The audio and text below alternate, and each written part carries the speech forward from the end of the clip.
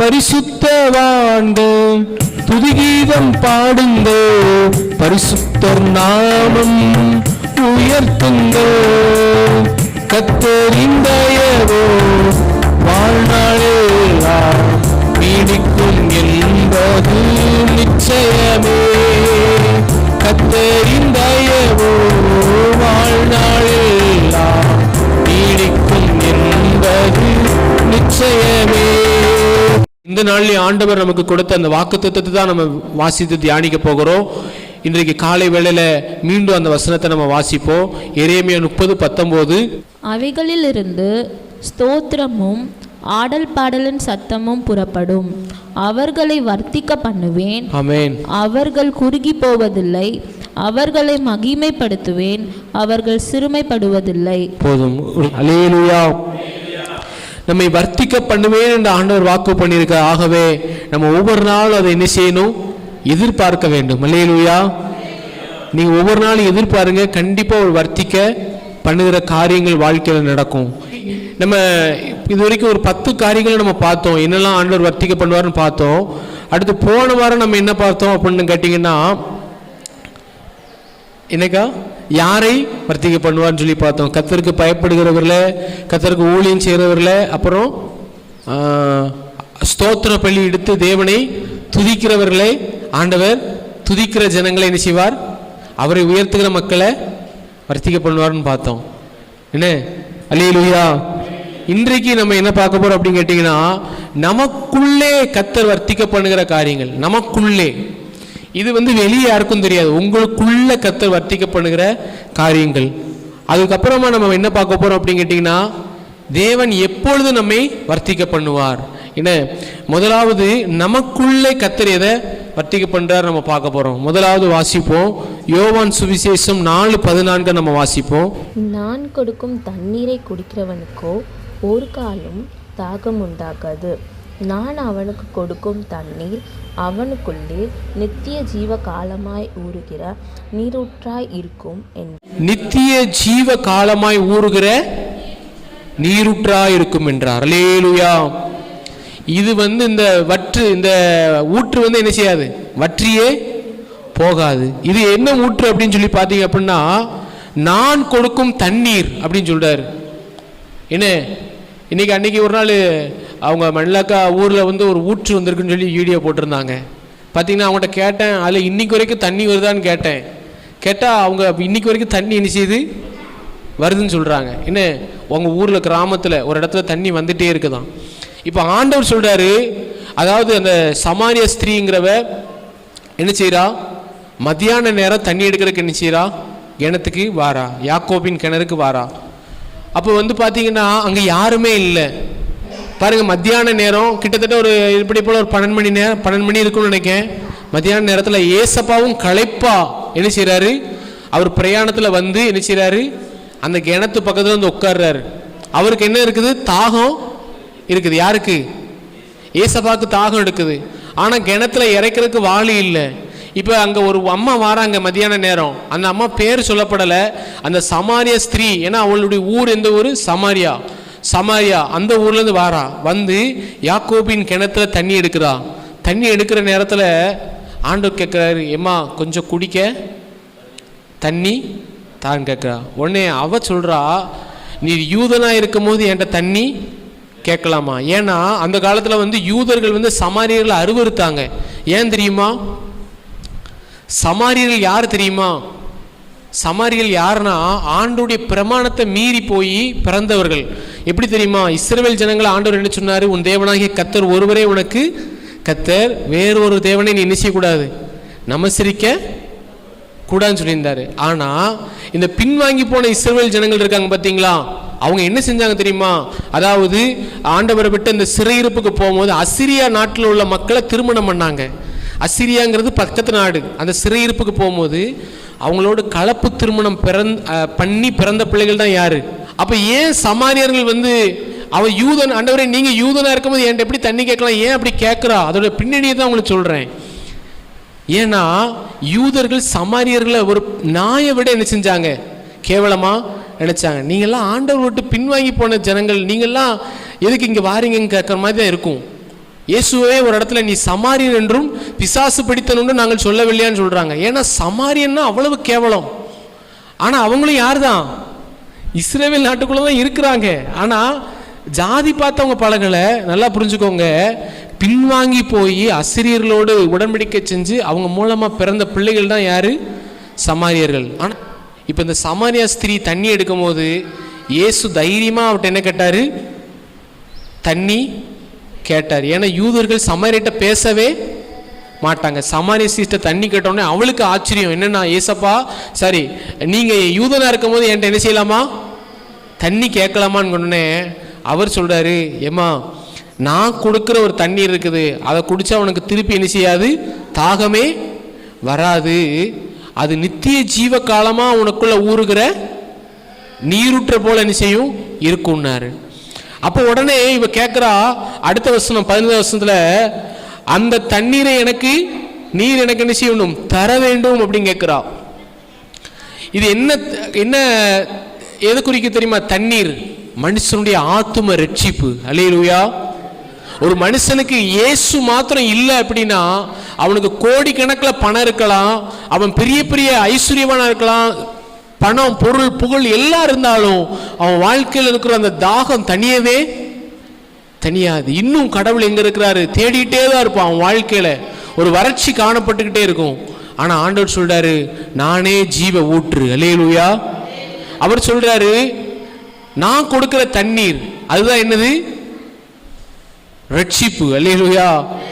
இவ கேட்கிறா, உடனே தண்ணீர் தாங்கன்னு கேட்டோடனே இயேசு சொல்றாரு, நீ போய் உன் புருஷனை என்ன செய்?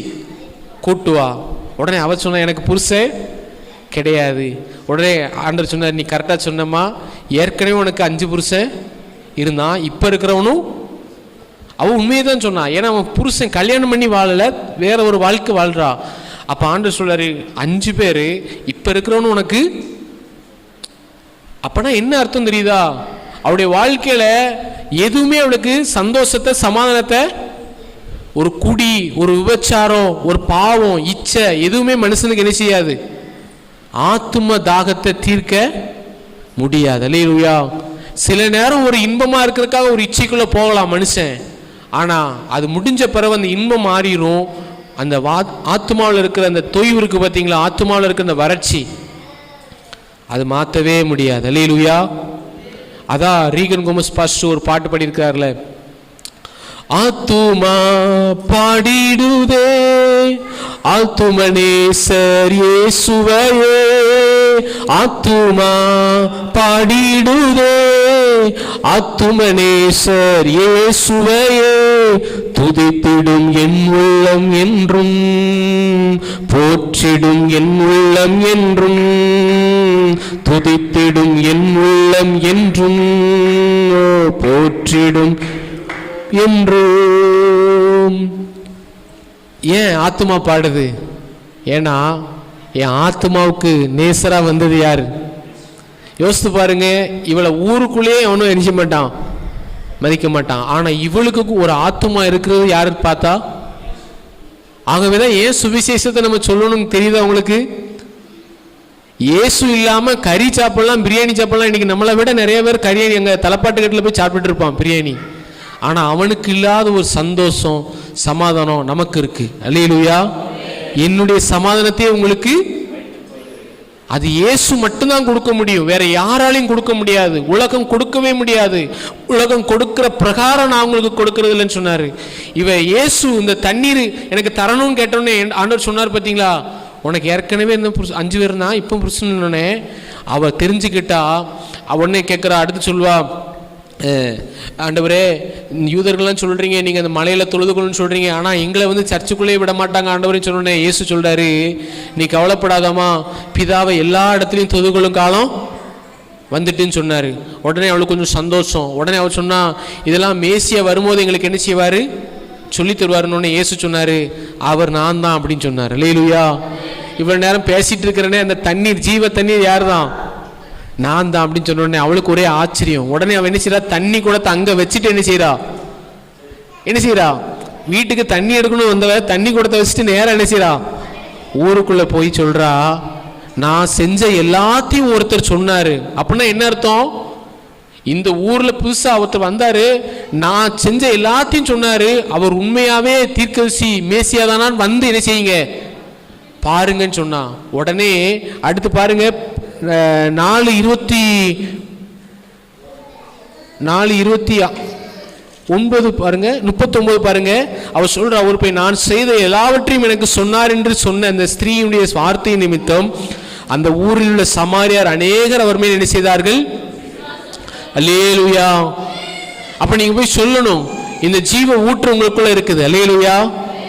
இது வர்த்திக்க பண்ணப்படணும் இந்த வருஷம். அல்லேலூயா. ரட்சிப்பின் சந்தோஷத்தினால் நம்ம நிறைத்து ஆண்டவர் என்ன செய்யணும், அநேகருக்கு சொல்ல வைக்கணும். அல்லேலூயா. சுவிசேஷம் அறிவிப்பது என்பது நம்ம எல்லார் மேல் விழுந்த கடமை. ஆனா பவுல் சொல்றாரு, உற்சாகமாய் நான் அப்படி செய்தால் எனக்கு என்ன உண்டு, என்ன உண்டு, உற்சாகமாய் நான் அப்படி செய்தால் எனக்கு என்ன உண்டு, பலன் உண்டு சொன்னார். அல்லேலூயா. ஆகவே நம்ம சுவிசேஷம் இன்னைக்கு சொல்ல போறோம், இந்த வாரம் போக போறோம் அப்படின்னா உற்சாகமா நீங்க வரும்போது ஆண்டவர் பார்ப்பாரு, உங்களுக்காகவே நான் ரத்த சிந்தி மரிச்சேன், உங்களுடைய பாவத்தை நான் மன்னிச்சேன், இதை போய் நீங்க என்ன போறீங்க சொல்ல போறீங்க. கண்டிப்பா உங்களுக்கு பலனை தருவார். அல்லேலூயா. ஏன்னா நம்ம சொல்ல போற சுவிசேஷம் வந்து நம்மளை குறித்து சொல்லல, நான் செய்த எல்லாவற்றையும் ஒருத்தர் சொன்னார், அவரை வந்து பாருங்க. இயேசுன்னு ஒருத்தர் இருக்கிறாரு, அவரும் வியாதி சுகமாக்குவாரு, உன்னை குணமாக்குவாரு, உன் வியாதியை சுகமாக்குவாரு, உன் பாவத்திலிருந்து விடுதலை தருவார். இப்படிதான் நம்ம சொல்ல போறோம். அதுதான் சொல்லப்பட்டிருக்கிறது, சமாதானத்தை கூறி நற்காரியங்களை சுவிசேஷமாய் அறிவிக்கிறவருடைய பாதங்கள் மலையின் மேல் எவ்வளவு அழகா இருக்கிறது. அல்லேலூயா. ஏசாயா 52:6 நினைக்கிறேன். இயேசுவை பற்றி சொல்லுவருடைய பாதங்கள் எவ்வளவு. இப்ப இந்த ஜீவ ஊற்று நமக்குள்ள இருக்குது. ரட்சிக்கப்பட்டிருக்கிறீங்களா? உங்களுக்கு நம்பிக்கை இருக்குதா? உண்மையாவே நம்பிக்கை இருக்குதா? இயேசுவின் பாவத்தை மன்னிச்சிட்டாரு, நான் அவருடைய பிள்ளையா மாட்டேன், எனக்குள்ள அவர் வாசம் பண்ணான்னு சொல்றவங்க இல்லையா சொல்லுவோம். ஏன்னா ரத்தத்தால கழுவப்பட்டு நீங்க இயேசுவை ஏற்றுக்கொள்ளும் போதே தேவனுடைய ஆலயமா நீங்க மாறிடுறீங்க. உங்க சரீரம் தேவனுடைய ஆலயமா மாறிடுது. 1 கொரிந்தியர் 3:16 படி தேவனுடைய ஆலயமாகி உங்களுக்குள்ள அவர் என்ன செய்யறாரு, வாசம் பண்றாரு. இப்ப நீங்க என்ன செய்யணும், உங்களுக்குள்ள இந்த ஜீவ ஊற்று இருக்கு பாத்தீங்களா, இயேசு கிறிஸ்துவாகிய ஜீவ ஊற்று, ரட்சிப்பு ஊற்று, இது ஊறி ஊறி ஊறி ஊறி என்ன செய்யணும், ஊறி ஊறி ஊறி ஊறி என்ன செய்யணும், வாயினால் என்ன செய்யணும், சுவிசேஷத்தை சொல்லணும். அல்லேலூயா. ஒரு பாட்டு உண்டு, ஊறி பெருகிடு ஊறி பெருகிடு ஊற்று தண்ணீரே ஜீவநதியாய் பாய்ந்துடுன்னு சொல்லி ஒரு பாட்டு, புது பாட்டுன்னு. அப்ப நமக்குள்ள ரட்சிப்பின் சந்தோஷத்தை வைத்திருக்கிறார் ஆண்டவர். சில நேரத்தில் உலகத்தில் என்ன செய்வோம் தெரியுமா, பாரு உனக்கு இது இல்லை, உனக்கு அது இல்லைன்னு சொல்லி உலக காரியங்களை காட்டி சாத்தானே செஞ்சிருவான். உங்களை என்ன செய்வான், உங்களை என்ன செய்வான், கவலைக்குள்ள ஆக்குவான். அதுக்கு நீங்க இடம் கொடுக்காதீங்க. அல்லேலூயா. உங்க வாழ்க்கையில சாத்தான் வைக்கிற சோதனை என்ன தெரியுமா, அந்த முள் இருக்கு பாத்தீங்களா, முள்ளு, அந்த முள்ளுள்ள இடங்கள்ல விதைக்கப்பட்டவங்களுக்கு சொல்லப்பட்டிருக்க வசனம் என்னதுன்னா, உலக கவலையும் ஐஸ்வர்யத்தின் மயக்கமும் மற்ற அநேக காரியங்களை பற்றி உண்டாயிருக்கிற சிற்றின்மங்களும் அவங்களை என்ன செய்யுதான், நெருக்கி போட்டு பலன் கொடுக்காமல் போகிறது. நம்ம நிறைய பேர் ஆத்துமாக்களை ஆதாயம் பண்ணியிருக்கலாம் இன்னைக்கே. ஏன் தெரியுமா முடியல, ஏதோ ஒரு கடத்துல நம்மளை சாத்தான் சோதனைக்கு உட்படுத்தி நம்மளை பின்வாங்க வச்சுட்டான். உலக கவலையை கொடுத்து, பாரு அவன்லாம் நல்லா போயிட்டான், நீ இன்னும் இப்படிதான் இருக்க. நிறைய நேரத்தில் நமக்குள்ள ஆண்டவரே வாசம் பண்ற அப்படி ரட்சிப்பின் சந்தோஷம் யாருக்குமே கிடைக்காத ஒரு சந்தோஷத்தை நமக்குள்ள வச்சிருக்காரு. அதை பார்க்க விடாம என்ன பண்ணிடுறான். இப்போ உதாரணத்துக்கு எங்களுக்கு ஒரு 3 வருஷம் குழந்தை இல்லாமல் இருந்துச்சு. அப்போ நிறைய பேர் கேட்பாங்க, நீ உங்களுக்கு இன்னும் குழந்தை இல்லையா? ஒரு நாள் ஒரு பழக்கடையில் வாழைப்பழம் வாங்கிட்டு இருக்கிறேன் நைட்டு. அப்போ ஒரு சண்டே கிளாஸ் பிள்ளை அவங்க அப்பா கூட வந்து நிற்கிறா. உடனே அவரு என்னை பார்த்து சொல்கிறாரு, என்னே ஒய்ஃப் எப்படி இருக்கான்னு கேட்டு, குழந்தை இருக்கான்னு கேட்டார். இல்லைண்ணே அப்படின்னு. அப்போ எனக்கு ஒரு 2 வருஷம் தாண்டிட்டு. உடனே சொல்கிறாரு, என்னண்ணே நீங்கள் அப்படின்னு சொல்லி ஒரு மாதிரி என்ன செய்கிறாரு, பரியாசம் பண்ணிட்டு கை காமிச்சு போயிட்டாரு. ஆனால் அந்த பிள்ளைகள் சண்டே கிளாஸுக்கு வரும் சுந்தரபுரத்தில். எனக்கு அன்னைக்கு சொன்ன உடனே கொஞ்சம் எனக்கு என்ன செஞ்சது மனசில், அன்னைக்கு நைட்டு வருத்தம் வந்துச்சு. ஆண்டவரே, ஒரு புறஜாதி மனுஷன் என்னை பார்த்து என்ன செய்யலாம், ஆனால் அதுக்காக கவலைப்பட்டுட்டே என்ன செய்யலை, உட்காரலை. எங்களால் முடிஞ்ச ஊழியத்தை என்ன செஞ்சுட்டு இருந்தோம். கர்த்தர் தானே நன்மையானதை தருவார். அல்லேலூயா. வசனம் சொன்னபடி கர்த்தர் நன்மையானதை, சங்கீதம் 85:12 நன்மையானதை கொடுத்தார். ஆகவே பாருங்க, உலக காரியத்துக்காக கவலைப்பட்டு ரட்சிப்பின் சந்தோஷத்தை என்ன செஞ்சிடாதீங்க, இழந்துடாதீங்க. உங்களுக்குள்ள விசேஷித்த ஒரு சந்தோஷம் இருக்குது. இதை போய் நீங்க என்ன செய்யணும்னா, உன்னுடைய பாவங்கள் மன்னிக்கப்பட இயேசு உனக்காக ரத்தம் சிந்திருக்கிறார். இயேசுவின் ரத்தம் சகல பாவத்தை நீக்கி சுத்திகரிக்கும். உன்னுடைய ரத்தத்தை, அவருடைய ரத்தத்தால் பாவம் மன்னிக்கப்பட்டதுன்னா உனக்கு சமாதானம் கிடைக்கும், சந்தோஷம் கிடைக்கும் அப்படின்னு நம்ம சொல்ல வேண்டும். அல்லேலூயா. இதுக்கு தான் இந்த ஊற்றை உள்ள வைத்திருக்கிறார். அல்லேலூயா. ஊற்று இந்த வருஷத்துல பெருகணும். இதை நீங்க ஆண்டவர்கிட்ட கேளுங்க, வர்த்திக்க பண்ணுங்க. ஆண்டவரே, உன்னுடைய இரட்சணியத்தின் சந்தோஷத்தினால், தாவீது 51ஆம் சங்கீதத்தில் உன்னுடைய இரட்சணியத்தின் சந்தோஷத்தினால் திரும்பவும் என்னை நிறைத்து என்ன செய்யும், உற்சாகமான ஆவி என்னை தாங்கும்படி செய்யும். அல்லேலூயா. நான் சொன்னது போல உலக கவலையா இருக்கலாம், அல்லது ஐஸ்வரியத்தின் மயக்கம். ஐஸ்வரியத்தின் மயக்கம் ரொம்ப பொல்லாதது, ஆண்டவரை தேடவே விடாது. மூணாவது, மற்றவைகளை பற்றி உண்டாகிற இச்சைகள் இருக்கு. என்ன, பாவங்கள், சோதனைகள், செல்போன், டிவி, இது மூலமாக இச்சையான காரியங்கள். இதில் நம்ம சிக்கிட்டோம்னா ரட்சிப்பின் சந்தோஷம் அந்த ஊற்றை என்ன செய்யாது, உள்ள ஊறாது, பெருகாது. அதனால ரொம்ப ஜாக்கிரதையா இருந்து கொள்ளுங்க. பவுல் சபைக்கு, பிலிப்பியர் சபைக்கு சொல்லும்போது எப்படி சொல்றாரு பாருங்க, அந்த வசனத்தை வாசிங்க. நீங்கள் அதிக பயத்தோடும் நடுக்கத்தோடும் உங்கள் ரட்சிப்பு நிறைவேற என்ன செய்யுங்கள், பிரயாசப்படுங்க. ஏமா, உங்களுக்குள்ள எனக்குள்ள ஆண்டவர் ரட்சிப்புப்பட்ட நாளில் கொடுத்த சந்தோஷம் இருக்கு பார்த்தீங்களா, அதை ஒருவராலும் கொடுக்க முடியாத சந்தோஷமா, ஒரு தாயால் கொடுக்க முடியாது, தகப்பனால் கொடுக்க முடியாது அந்த சந்தோஷம். இதை நீங்கள் என்ன செஞ்சிடக்கூடாது, இழந்துடக்கூடாது. வாசிப்போம், பிலிப்பியர் 1ஆம் அதிகாரம்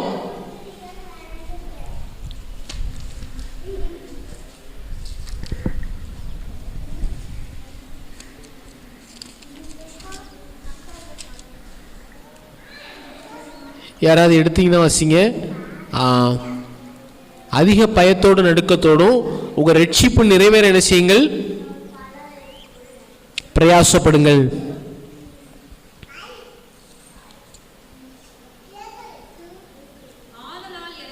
எத்தனை வருஷங்கா? 1:12. 1:12.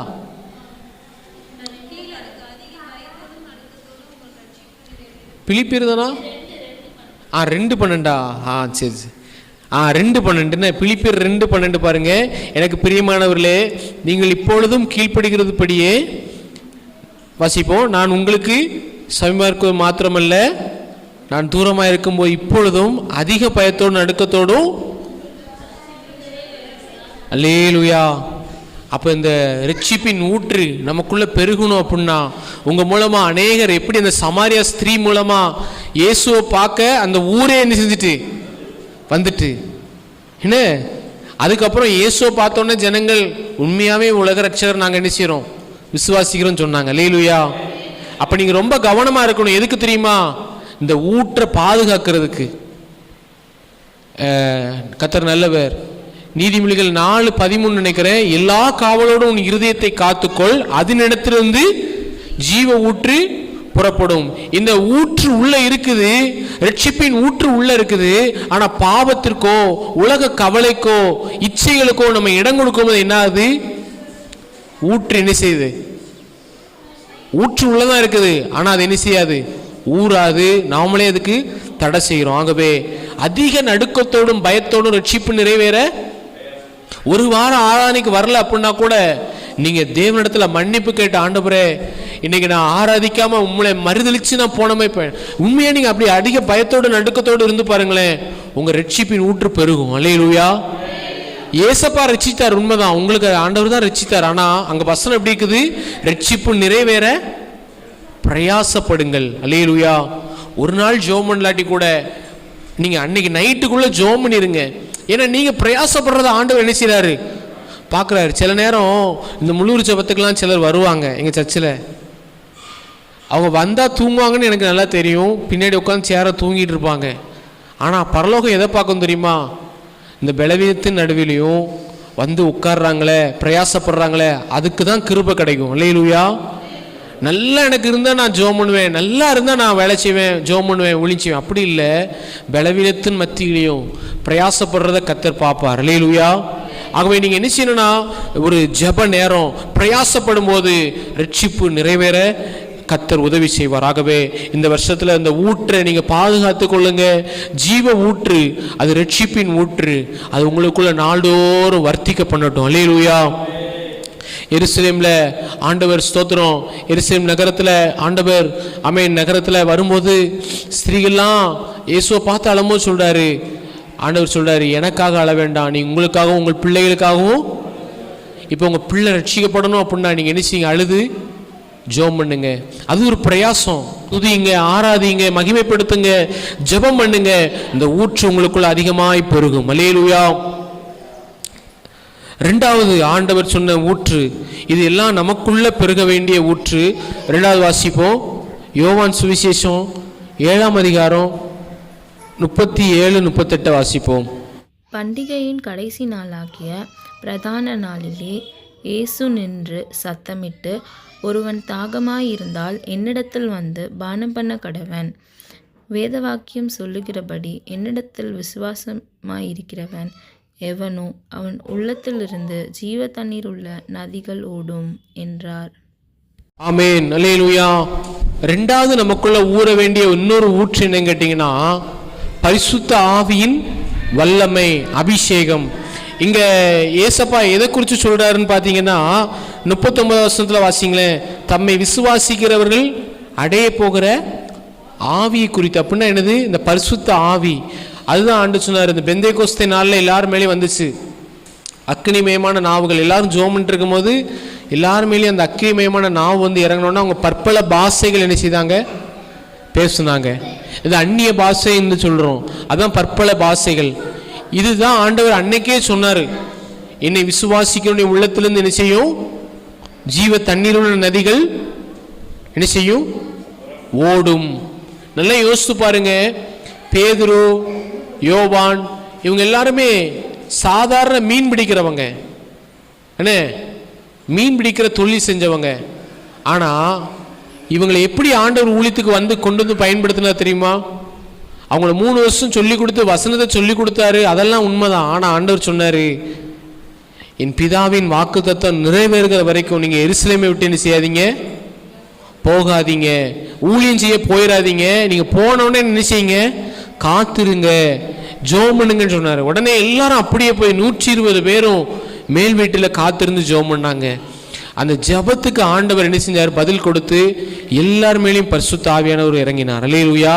தாகம் உள்ள மேல் பரிசுத்த ஆவியில நம்ம நிரம்பும் பொழுது இப்ப அப்போஸ்தலர் 6:8 அற்புதங்கள் அடையாளங்கள் நடக்கும். அல்லேலூயா. இவனா என்ன செஞ்சான்? இப்ப பேதுருவை பார்த்து எல்லாரும் ஆச்சரியப்படுறாங்க, இவனா படிப்பறிவில்லாத இவனா இப்படி பேசுறான்? காரணம் என்ன? அவன் எதுல நிறைந்திருந்தான்? வேதம் சொல்லுது, பரிசுத்த ஆவியினால் நிறைந்து பேதுரு எழுந்து நின்று பிரசங்கம் பண்ணான். அல்லேலூயா. அந்நிய பாஷைங்கிறது முதல் அடையாளம், அதோட நிற்க கூடாது. அந்த ஊற்று பெருகி பெருகி பெருகி இரண்டாவது அற்புத அடையாளங்களாய் மாறணும். அல்லேலூயா. முதலாவது அற்புத அடையாளங்கள். இரண்டாவது பாருங்க, இந்த அபிஷேகம் நிரம்பி வழிபோது என்ன ஆகும்னா, கொலோசியர் 1:29 பவுல் சொல்றார், வாசிங்க. எனக்குள்ளே வல்லமையாய் கிரியை நடத்துகிற அவருடைய பலத்தின்படி போராடி பிரயாசப்படுகிறேன்னு சொல்றாரு. அப்படின்னா என்னன்னா, சபைக்கு உபதேசம் பண்றோம் அப்படின்னு சொல்றாரு. 1:28 கொலோசியர் 1:28 சொல்றாரு, நாங்க எந்த மனுஷனுக்கும் தேவனை அறிவித்து கிறிஸ்து இயேசு சொல்ல வாசிங்க.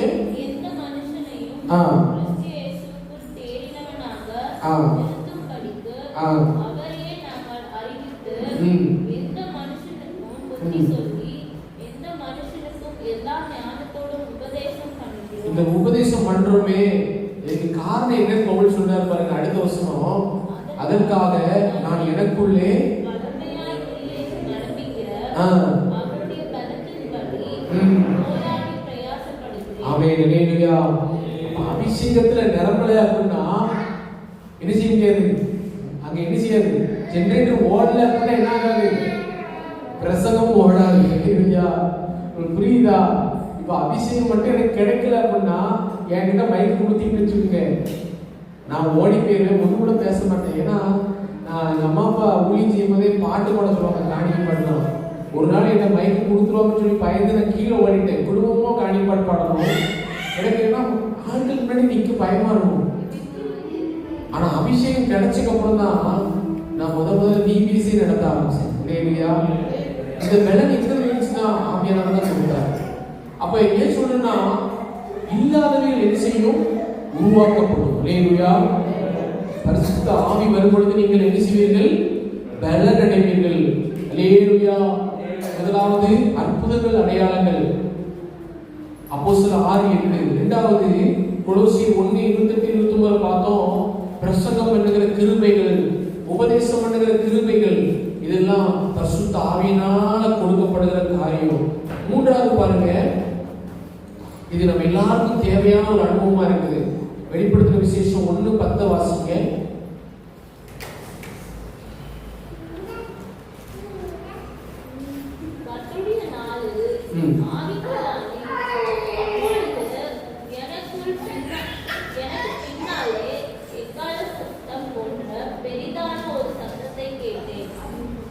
இப்ப பரிசுத்த ஆவியினால யோவான் நிரப்பப்பட்டு கர்த்தருடைய ஆவிக்குள்ள, அதாவது என்ன ஆவிக்குள்ள ஆயிட்டா என்ன அர்த்தம்னா ஃபுல்லா ஆயிட்டேன் அப்படிங்க. புரியுதா உங்களுக்கு? ஃபுல்லா ஆயிட்டேன் அப்படிங்க. எதுல? பரிசுத்த ஃபுல்லா நிரப்பிட்டேன், ஆவிக்குள்ள ஆயிட்டேன் அப்படின்னா ஒரு தண்ணிக்குள்ள ஒரு ஆளை ஃபுல்லா முக்கினேன் அப்படி, அந்த மாதிரி ஆயிட்டேன். உடனே அவருக்கு என்ன உண்டாச்சு பாருங்க. அப்படி ஆவிக்குள்ளான உடனே அவருக்கு என்ன உண்டாச்சு? அப்பொழுது இக்காலத்தை போன்ற ஒரு சத்தம் என் காதுல என்ன செய்தது? நீங்க நல்ல அபிஷேகத்துல நிரம்பிட்டீங்கன்னு வச்சுக்கோங்களேன், கர்த்தருடைய வார்த்தை உங்களுக்கு காது கேட்கும். இல்லையா? காதுன்னா எப்படி? சாமியே சாமியே அப்படியா? உள்ளான ஆவி மனிதன் இருக்கா பார்த்தீங்களா? ஒரு வார்த்தை உங்களுக்கு உண்டாகும். சில நேரங்கள்ல நம்ம நினைச்சுக்கவே மாட்டோம் அந்த வசனத்தை. ஆண்டவர் அந்த வசனத்தை உள்ள இருந்து கொண்டு வருவார். அதுதான் உள்ள ஊற்று, பரிசுத்த ஆவி ஊற்று. இன்னைக்கு காலையில ஆராதனை நடத்திட்டு இருக்கும் போது ஆண்டவர் ஒரு அபிஷேகத்துல நிரப்பி பேசும்போது தீர்க்கதரிசனமா வசனம் வருது. என்னது? கர்த்தராகிய நான் நிர்மூலமானவைகளை கட்டுகிறவர் என்றும் பாழானவைகளை பயிர் நிலமாக்குகிறவர் என்றும் சொல்றாரு. இந்த வசனம் என்னைக்கோ படிச்சது, இன்னைக்கு காலையில வாசிச்சதுதான் சரி ஞாபகம் இருக்குது, வாசிச்சு சொன்னோம்னு சொல்லலாம். அதுதான் உங்களுக்கு ஆவியானவர் கொடுக்கிற ஒரு வசனம். இந்த வருஷத்துக்கு வாக்குதத்தை எப்படி கிடைச்சதுன்னா, வாக்குதத்துக்காக ஜெபம் பண்ணி ஆண்டவர்கிட்ட கேட்கும் போது வசனம் ஒண்ணுமே கிடைக்கல. ஆனா ஒரு நாள் ஒரு லைவா ஒரு ஆராதனையை பார்த்துட்டு இருக்கிறேன். ஒரு தேவ ஊழியர் நல்லா ஆராதனை நடத்துவார். அவர் ஆராதனை நடத்தும் போது நான் உட்கார்ந்து தனியா பார்த்துட்டு இருக்கிறேன். அவர் ஆராதனை நடத்தி தீர்க்கதரிசனம் சொல்லும்போது எனக்கு அபிஷேகம். நான் கையை தட்டி கொஞ்சம் அந்நிய பாஷை பேசுற உடனே இந்த எரேமியா 30:19 நான் வாசிக்கவே இல்லை. பைபிள் எங்க இருக்குன்னு ரொம்ப நாள் முன்னாடி படிச்சது. அவர்களை வர்த்திக்க பண்ணுவேன், குறுகி போவதுன்னு சொன்னார் ஆண்டவர். அப்படின்னா என்னது? கர்த்தருடைய சத்தம் நமக்கு உண்டாகும். அல்லேலூயா. இது நல்ல ஆவியில நிறைஞ்சு ஜெபம் பண்ணுங்க. எதிர்காலத்தை குறிச்சு ஒரு வசனம், தீர்க்கதரிசனம் உங்களுக்கு வெளிப்படும். அல்லேலூயா. உங்களுக்கு ஆண்டவர் பேசுவார். நீ எதை குறிச்சு பயப்படுறீங்களோ ஆண்டவர் நல்ல ஒரு தெளிவை உங்களுக்கு கொடுப்பார். ஆகவே நீங்க பயப்படாதீங்க. இந்த யோவான் பயந்துட்டு இருந்தான். நல்லா பாருங்க, யோவான் அந்த பத்மதீவுல தனியா இருக்கும்போது பயந்த ஒரு சூழ்நிலை, தனிமையான ஒரு சூழ்நிலை, ஆண்பிய ஆவியினால நிரப்பப்பட்ட உடனே கர்த்தருடைய வார்த்தையினால பலன் அடைஞ்சான். நீங்களும் நானும் கர்த்தருடைய சத்தத்தை கேட்கிற ஒரு வாழ்க்கை நமக்கு வேணும். அல்லேலூயா. உங்களுக்கு ஆண்டவருடைய சத்தத்தை கேட்கிற கிருபை எல்லாருக்கும் தருவார். ஒண்ணுமே இல்லை, எல்லாருக்கும் அப்படி காதுல கேட்கிற மாதிரி பேசுவார். நம்ம என்ன செய்ய முடியாது.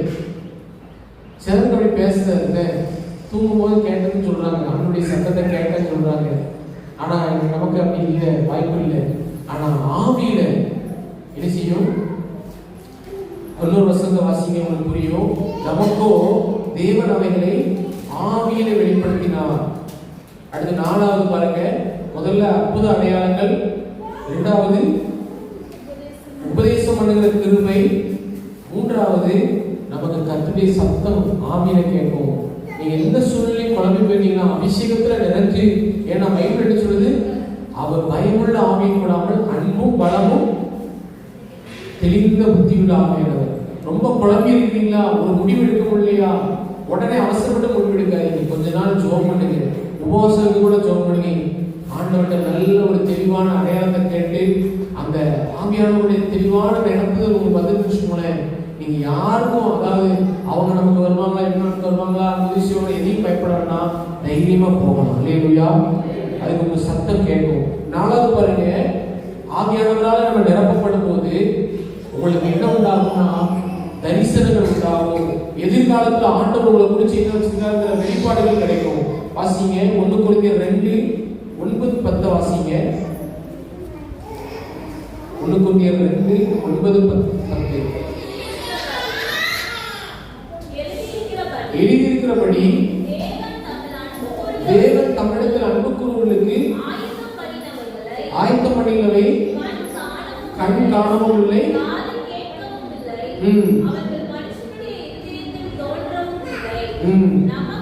நமக்கோ எதனால வெளிப்படுத்தினார்? அவருடைய ஆவியினால வெளிப்படுத்தினார். ஏன்னா அந்த ஆவியானவருக்கு எப்படி இருக்கும்? வாசிங்க.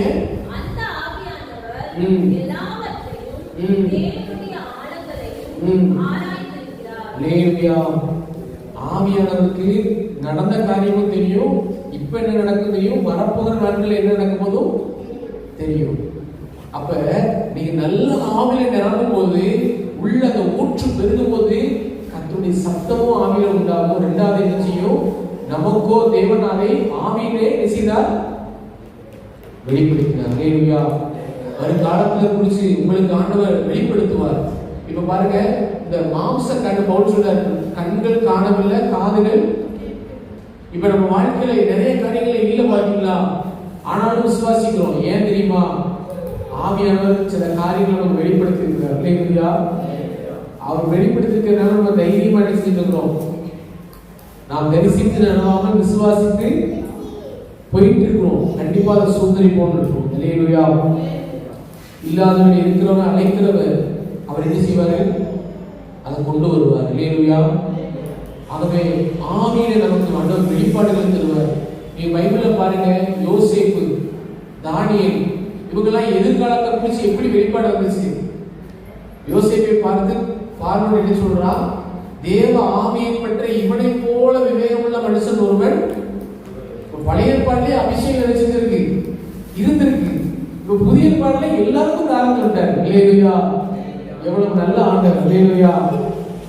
சந்தோஷம் இல்லையா? பாஸ்டா அபிஷேகத்தால் நிரப்பர் பொறுக்கு அப்படி நினைக்காதீங்க. மாம்சமான யாவர் மேலின் ஆவியை, அல்லேலூயா, குமாரத்தின் மேல் தீர்க்கதரிசனம், வாலிபர்கள் தரிசனங்கள், மூப்பர்கள் சொப்பன வருங்காலத்தை குறிச்சு. இப்ப அடுத்து பாருங்க, தானியேலுக்கு ஆண்டவர் இப்ப நடக்கிற ஆட்சி காலத்தை கூட காமிச்சிட்டார். என்னது? அந்த சிலை பார்த்தீங்கல்ல, தலை என்ன செய்து பொன்னாக, மார்பு வெண்கலமாக, அடுத்து கால் இரும்பாக, பாதம் களிமண்ணும் மண்ணுமா இருக்கிறது. இந்த களிமண்ணும் மண்ணும் சேர்ந்த ஆட்சி தான் இப்ப நடந்துட்டு இருக்குது. அல்லேலூயா. அப்ப நமக்கோ தேவன் தம்முடைய ஆவியினால் அவைகளை வெளிப்படுத்தினார். அல்லேலூயா. ஆவியானவருடைய அபிஷேகத்துல நிரப்பப்படுங்க. உங்களுக்கு ஆண்டவர் நல்ல தரிசனங்களை கொடுப்பார், சொப்பனங்களை கொடுப்பார். அல்லேலூயா. நீங்க பாருங்க, நல்லா உட்கார்ந்து டிவியை பார்த்துட்டு போய் தூங்கினா அங்க வேற ஒரு சொப்பனம் வந்துடும். என்ன செய்யும்? சொப்பனங்களும் தரிசனம் ஒரு புஸ்தகம் இருக்குது. யாருக்காவது வேணா வாங்கி படிங்க. நான் வாசித்தேன். பிசாசு கொடுக்கிற சொப்பனங்கள் தரிசனங்கள், ஆண்டவர் கொடுக்கிற சொப்பனங்கள் தரிசனங்கள். இப்ப பிசாசு என்ன செய்வான்னா நமக்கு பயத்தை கொண்டுறமே சொப்பனங்களை கொண்டுருவான். பல நேரத்தில் பாருங்க, பாம்பு கொத்துற மாதிரி, நாய் துறக்கிற மாதிரி, இதெல்லாம் பிசாசுடைய கிரியைகள். அப்ப நீங்க ஜோம் பண்ணி எழுச்சி உட்காந்து ஜோம் பண்ணணும். பொல்லாத ஆவியை, அசுத்த ஆவியை இயேசு நாமத்துல போ அப்படின்னு துறக்கணும். இல்லையா? ரொம்ப கவனமா இருங்க. யாரெல்லாம் முத நான் ஆண்டவர்கிட்ட எங்க அம்மா அப்பா ரட்சிக்கப்படாத, நான் தான் முதல்ல இயேசுக்கு வரணும்னு சொல்றவங்க கேட்குங்க. விக்கிரக ஆராதனைல இருந்து முதல் நான் இயேசுக்கு வந்திருக்கேன்னு சொல்றோம். உங்களுக்குலாம் ஆண்டவர் சீஸ்து திரும்ப தருவாரு. உங்களுக்கு கொஞ்சம் போராட்டங்கள் அதிகமா இருக்கும். ஏன்னா அது உண்மை. ஏன்னா ஏன்னா முதல் சந்ததி இத்தனை வருது பாத்தீங்களா? நான் சொல்றது உண்மை, 100% உண்மை. ஏன்னா எத்தனையோ ஊழியக்காரங்க நான் பேசியிருக்கேன், சொல்லியிருக்கிறாங்க. முதல் தலைமுறை இருக்கு பாத்தீங்களா, எப்படி இவ்வளவு நாள் இவங்களை கொண்டுட்டு நீ என்ன செஞ்ச அப்படின்னு சொல்லி அவங்க தொல்லை மேல தொல்லை கொடுப்பான். தொல்லையின் திரட்சியினால சொப்பனங்கள் வரும் நைட்டு.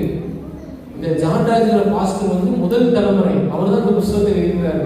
அப்ப வந்து பாத்தீங்கன்னா அவருக்கு ஹாஸ்டல்ல தங்கும் போது நைட்டு பாத்தீங்கன்னா அவங்க வீட்டுல யாரோ ஒருத்தர் செத்து போற மாதிரி சொப்பனம் அடிக்கடி. அப்ப வந்து இவருக்கு தெரியாதான் இது என்ன எப்படி சொப்பனம் வருதுன்னு சொல்லி ரொம்ப பயப்படுவாராம். ஆனா இவருக்கு ஆண்டவர் அபிஷேகத்தை கொடுத்த பிறகுதான் தெரிஞ்சிருக்குது இது கிட்ட, அதாவது முன்னோருடைய சாபம் இருக்கு பாத்தீங்களா, அவங்க நிறைய செஞ்சு வச்சுட்டு போயிருப்பாங்க நமக்கு, அதெல்லாம் நம்மளை தொடர்ந்து வரும். ஆனா நீங்க சொல்லணும், கிறிஸ்துவுடைய ரத்தம், இயேசு கிறிஸ்துவின் ரத்தம் என் மேல இருக்குது, என் பிள்ளைகள் அணுகாது. என்ன செய்யணும்? நீங்க சோமணும். ஆபேலுடைய ரத்தத்தை பார்க்கணும், எனக்காக நன்மையாய் பேசின ரத்தம் என் மேல இருக்குது, என் பிள்ளை மேல இருக்குது. மாறியை புல்லாத சோமனுங்க. அல்லேலூயா. அந்த புல்லாத பிசாசு ரொம்ப சோதனைகளை கொண்டு வருவோம். ஆகவே நீங்க நல்லா கவனிங்க. பரிசுத்த ஆவியானவர் நிறைஞ்சு நல்ல தரிசனங்களை கர்த்தர் உங்களுக்கு தருவார், நல்ல சொப்பனங்கள். அல்லேலூயா. உங்களை கர்த்தர் எப்படி உயர்த்த போறாரு. இதை யோசேப்பு சொன்னாங்க, 12 அரிக்கட்டுகளும் எனக்கு முன்னாடி என்ன செய்யுது, விழுது. சூரிய சந்திரன் அது நிறைவேறிச்சா?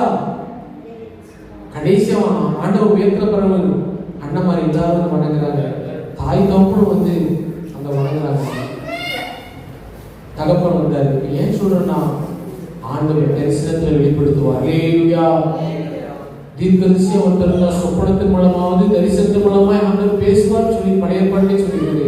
நீங்க நல்ல அபிஷேகத்துல நிரப்பப்படும் போது உங்களுக்கு தரிசனங்கள் சொப்பனங்கள் வரும். ஆண்டவர் உங்களோட பேசுவார், வருங்காலத்தை குறித்து உங்களுக்கு அறிவிப்பார்.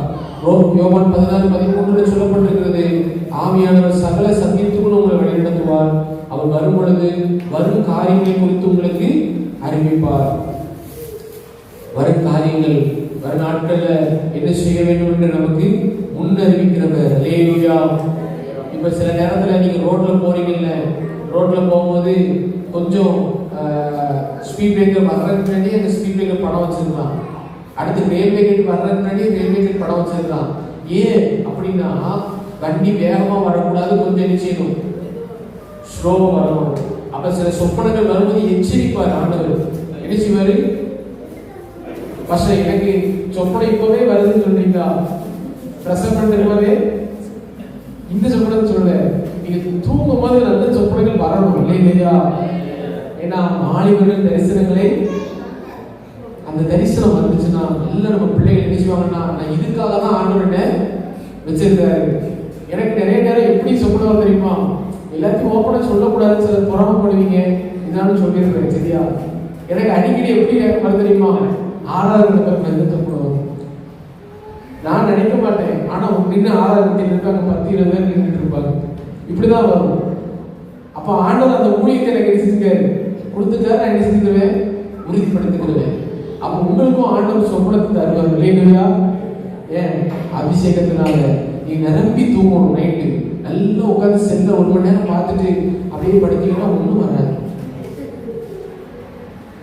செல்ல பார்க்கக்கூடாது, 1 மணி நேரத்துக்கு முன்னாடி செல்ல ஆஃப் பண்ணிருங்க. என்ன, நானும் அதுக்கு முயற்சி செய்யறேன். ஒரு 1/2 மணி நேரத்துக்கு முன்னாடி செல்ல ஆஃப் பண்ணிட்டு கடைசியா தூங்குறதுக்கு முன்னாடி பைபிள் வாசிச்சுட்டு ஜோம் பண்ணி தூங்குங்க.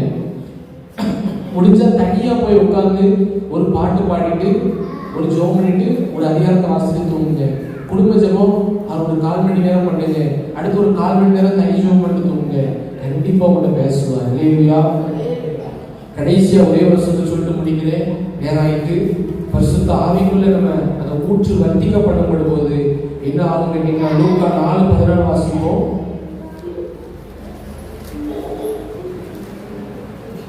லூக்கா 4:14.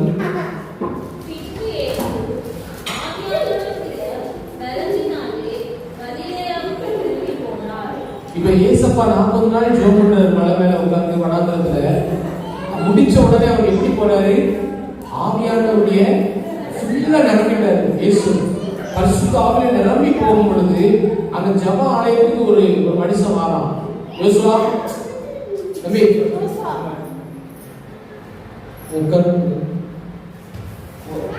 விளாடக்கூடாது, ஜோமணி முடிச்ச போது விளாடணும். சரியா? இங்க 4:36 வாசிங்க. லூக்கா 4:36. இது என்ன வார்த்தையோ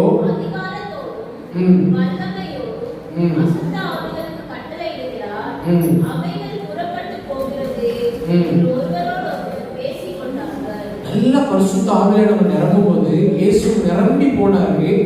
அவர் ஒரு வார்த்தை சொன்ன உடனே என்ன ஆயிட்டு, நீ பேசாமல் இவனை விட்டு 35 பாருங்க, அந்த ஆவியை பார்த்து அதட்டின உடனே அந்த ஆவி உடனே போயிட்டு. அல்லேலூயா. நம்ம நல்லா ஃபுல்லா பவர் ஆயிட்டோம் அப்படின்னு கேட்டீங்கன்னா, ஆண்டவர் சொன்ன ஆகும் பார்த்தீங்களா, அவர் சொல்ல ஆகும் கட்டளையில நீங்களும் பிசாசு சொன்னா அவன் என்ன செய்வான், கீழ்ப்படிவான். அல்லேலூயா. இயேசுவின் நாமத்துல போன்னு சொன்னா நிறுத்துவான், போயிடுவான். உங்களுக்கு சும்மா பயன்படுத்துவான் சாத்தான். நீங்க இயேசுவின் நாமத்துல நல்ல அபிஷேகத்தை நடந்துட்டு சொல்லுங்க, போயிடுவான். அல்லேலூயா. சில நேரத்துல சாத்தான் நம்மள போகாத மாதிரி நடிப்பான். ஆனா அபிஷேகத்துல நிரம்பும் போது பாருங்க, இந்த வசனத்துல அதிகாரத்தோடு அவனுக்கு இந்த அதிகாரம் நமக்குள்ள எப்ப ஃபுல்லா வரும் அப்படின்னு கேட்டீங்கன்னா, பரிசுத்த ஆவியில நிரம்பி இருக்கும் போது அதிகாரம் வல்லமை. ஆகவே பரிசுத்த ஆவியில ஃபுல்லா நிரம்பிங்க, உங்களுக்கு ஜெயம் உண்டாகும். அல்லேலூயா. நமக்கு ஜெயம் கொடுக்கிற தேவனுக்கு ஸ்தோத்திரம். அல்லேலூயா. பிசாசு மேல ஜெயம் வேணுமா, பிசாசை ஜெயிக்கணுமா, பரிசுத்த ஆவியில ஃபுல்லா நிரம்புங்க. அவன் சொன்னாலே ஓடி போயிடுவான். ஆமென். இயேசுவின் நாமத்தினால நம்ம ஜெயம் எடுப்போம். ஆமென். கர்த்தர் வார்த்தையை நம்மை ஆசீர்வதிப்பாராக. 5 காரியங்களை பார்த்தோம். பரிசுத்த ஆவியில நம்ம நிரம்பும் பொழுது முதலாவது அற்புத அடையாளங்கள் நடக்கும். 2வது உபதேசம் பண்ண, பிரசங்கம் பண்ண கிருபைகள் உண்டாகும். 3வது கர்த்தருடைய சத்தம் நம்முடைய ஆவியில கேட்கும். 4வது ஆவியானவர் வரப்போகிற காரியங்களை நமக்கு சொப்பனத்தினால் தரிசனத்தினால் வெளிப்படுத்துவார். 5வது பரிசுத்த ஆவியினால் நிறைந்திருக்கும் போது பிசாசுகள் நமக்கு கீழ்ப்படியும். கர்த்தர் நம்மை ஆசீர்வதிப்பாராக.